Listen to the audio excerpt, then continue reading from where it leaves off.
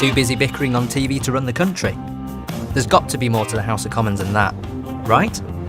Before the House of Commons or the House of Lords, there was just the king and his barons.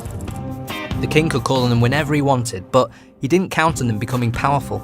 And in 1215, they made King John seal Magna Carta, which forced him to obey the law, and set up an advisory council of 25 men.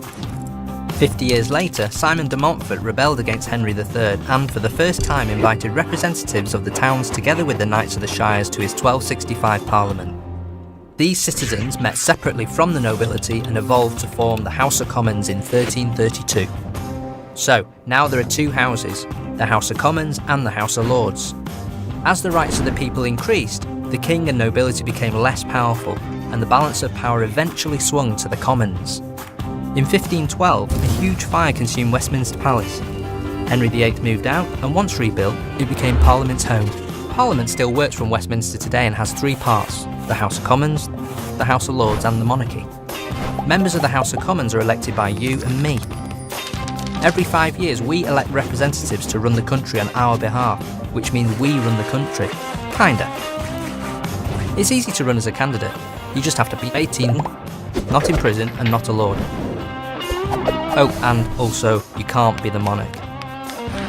Ever since Charles I burst in on the chamber uninvited, no king or queen has been allowed in. So, what does the House actually do all day?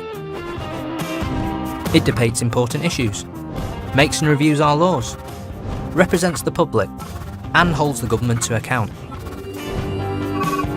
Inside the House of Commons there are two sides. On one side the government who run the country, and on the other side the opposition who keep an eye on what the government are doing. The chamber only has 437 seats for over 600 members, so MPs have to pack in for big debates. The Commons Speaker sits at the head of the room to maintain order. The Prime Minister leads the government and appoints ministers to form a cabinet. You'll see them on the front bench.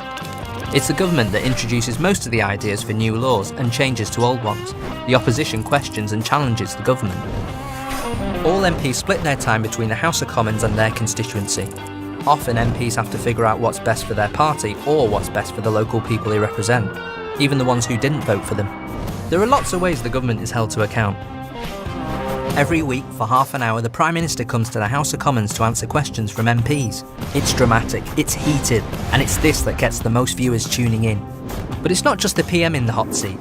MPs get to question ministers from all government departments.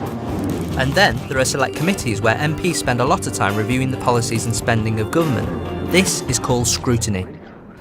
They speak to experts and the public to understand how laws affect our everyday lives. This work helps the government shape their policies. Also, whenever the government wants to raise taxes, the House of Commons has to agree. They review any proposed bill before they vote.